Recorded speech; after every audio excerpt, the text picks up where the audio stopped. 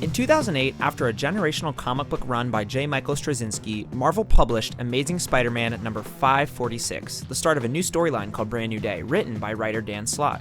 For many of you watching, this era is probably around when you started really getting into comics. It was for me. I had read Ultimate Spider-Man and whatever I could get my hands on at the library, but the Brand New Day era is when I became fully aware of the release of new books from Marvel. For the next 7 years, Dan would write a pretty solid run on the character at Marvel with high highs like Big Time and Superior Spider-Man. In 2015, Marvel would debut the most controversial part of Dan Slott's decade-long run, with the release of Amazing Spider-Man #1 in 2015, also known as the start of Spider-Man Worldwide. In this run, Peter Parker is now a tech billionaire and has spread his company and Spider-Man duties across the globe. He even has the Prowler wearing the Spidey suit to fight crime when Peter can't, to protect his secret identity even further. I wasn't a big fan of this run personally. I find Peter Parker to be the most interesting when his problems are relatable, when he's the underdog and takes on more of a friendly neighborhood role. That being said, I do have to respect that they tried something different. Plus, the Alex Ross covers are just a treat and are gorgeous throughout the entire run. The run also introduced some interesting concepts to the 2010s era of Spidey, one of them being the Spider Armor Mark IV, which is the suit that Peter wears throughout this whole run. When drawn by Alex Ross, the suit looks a bit more like his first appearance, but I think that's probably due to the eyes. But when it's drawn by Giuseppe Camuncoli is when it really shines. I'm not a fan of the idea of Spider-Man wearing tech armor or Iron Man style suits, but from a purely aesthetic standpoint, I think this costume looks fantastic. And so did Revoltech, because in the big year of 2022, we got our first look at a new Revoltech Spider-Man figure. Up until this point, we had never gotten an import level figure of one of the Spider Armors, and as I stated in my Marvel Legends Spider-Man video, import companies almost never make other suits other than the most iconic looks, so this was pretty thrilling. Plus, people who missed out on the original Amazing Yamaguchi figure or the Mafex now had the opportunity to get this guy. Revoltech is not for everyone though. Due to the jagged sculpts, hyper-stylized look, and exposed joints, some people just hate Revoltech figures. The Amazing Yamaguchi 1.0 is probably my favorite figure ever, so when the 2.0 was revealed, I was ecstatic. The wait was agonizing, but in 2023, Kyoto finally released the Amazing Yamaguchi Amazing Spider-Man 2.0 figure, and people absolutely loved it. First impressions with this guy, and I gotta say, I really do not like the new style of box they went with. The old boxes were pretty busy and had a ton going on, but they had a charm to them. They really felt like they were comic figures, whereas now the boxes feel pretty generic in my opinion. But come on guys, you know we're not in-box collectors, so at the end of the day, the box isn't a huge deal, but I thought I'd mention it here. The 2.0 silhouette is already a vast improvement over the 1.0. One of the biggest complaints about the 1.0 was that it was just hard to make it look good in vanilla poses. The 2.0 seems to have solved that complaint. People love a figure where you can just pick it up, move it around, and it just looks good off the bat. That's why people gravitate towards figures like the Mafex and the Legends, things that are just kind of plug and play. The 2.0 seems to have solved that issue as it just looks great right out of the box, no fiddling required. Looking at the sculpt, it also feels like a real improvement over the sculpt of the 1.0. You guys know I love everything about that figure, but it's definitely from a time where Revoltech used larger singular pieces for the limbs on their figures, and in comparison, it feels just a tiny bit dated. The sculpt here is tighter and covers much more of the joints. The way the shoulders looked on the 1.0 were my biggest issue, and this figure solves that issue completely. There are still a few gaps here and there, but nowhere near as much as the original. He's definitely muscular, and they really did not miss a single bit of sculpt that they could have possibly added. He is just so detailed. As a whole, the 2.0 just looks more like a complete figure and less like a bunch of parts put together, if that makes sense. More like a statue and less like a bendable, posable toy. Granted, that unique look is what I love about the 1.0, but I can see why this 2.0 is much more palatable and much more popular. When you hold this figure in your hands, it just feels so dense and high quality. They used a really nice solid plastic for this Spidey. There's some really nice bits of texture here. The red parts are smooth and slick, while the blue parts have this rough texture that I really like and helps break up the design of the figure. The web lines are a bit thinner here than the 1.0 and are also a different pattern, which is accurate to the art. It's a refreshing look. The head sculpt is great, and I love how rounded it is. Again, the unique web pattern carries over here to give it a bit of a different look than you might be used to. Revoltech is at their best when the character they are designing for has a masked head or helmet. Their human head sculpts never really do it for me. While we're on the topic of head sculpts, this figure has interchangeable eyes, and personally, I think I like the eye choices for the original figure a bit better. I wish the angry eyes here were a little less angular and a bit more squinty. That being said, the detailing here is much better and cleaner than it was in the previous figure. Something odd about this guy though is that one of his eyes looks a tiny bit misprinted, like it's kind of tilted to the side just a little too much, and the eyes come out of their socket rather easily, which is definitely not great. The cost of having the pieces be tinier is that they slip out of the head from time to time, and honestly, that sucks. But back to the good stuff.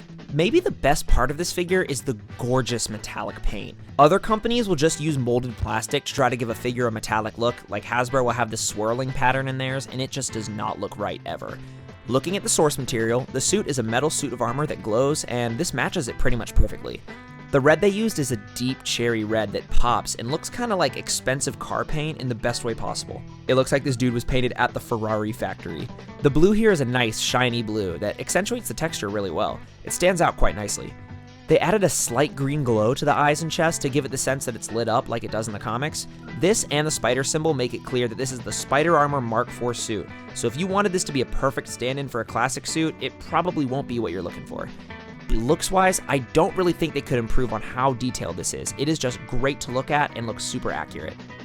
But people don't buy Revoltechs for the head sculpts. They don't buy them for the paint apps. People that buy Revoltech figures are buying them for their insane range of posability, and this figure is just another example of why they are the best in the game when it comes to articulation. This guy somehow moves better than all the other Revoltech Spider-Man offerings, and moves much more fluidly than the 1.0. The ab crunch and arms are especially great. I love how much the joints are covered when you articulate them. The biceps have a cut here, and it helps with the extra articulation, as well as these shoulder blade joints. They kind of help get that extra bit of range. The elbows move even better due to this upgraded joint system. They're like 2 joints in one and can bend really far. I get so annoyed by figures that can't cross their arms in front of each other, and this does it wonderfully. I honestly don't know how I feel about the knees though. On one hand, they are much smoother and technically more efficient than the joint system of the 1.0, but I'm afraid about their longevity and stability.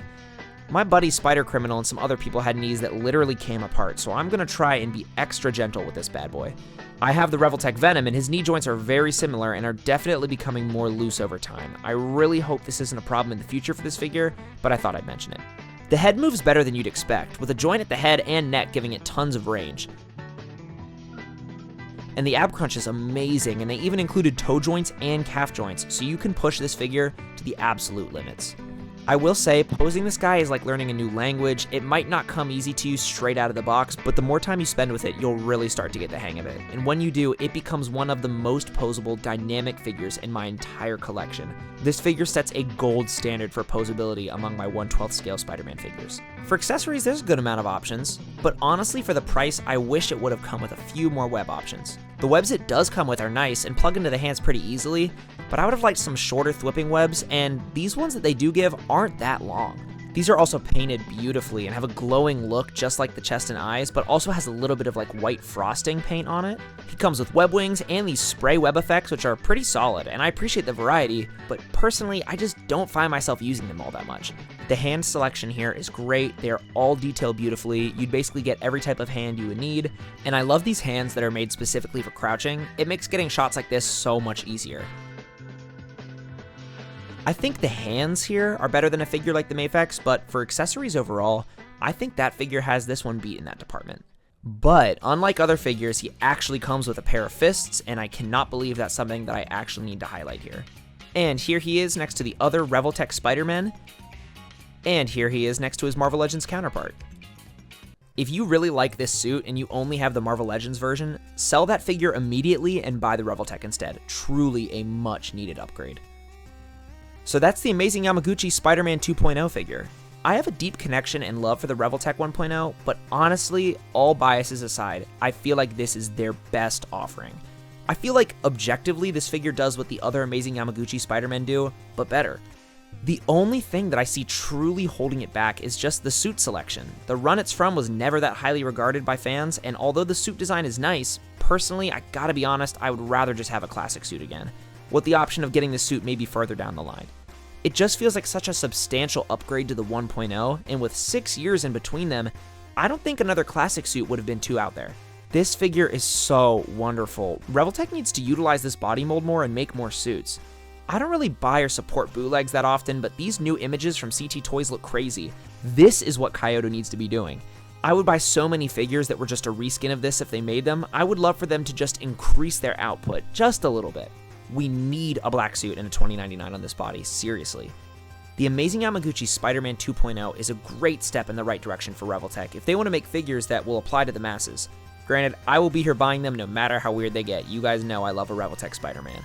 I think this figure is absolutely fantastic and easily one of the greatest Spider-Man figures of all time. Thank you guys so much for watching, and I'll see you next time. Peace.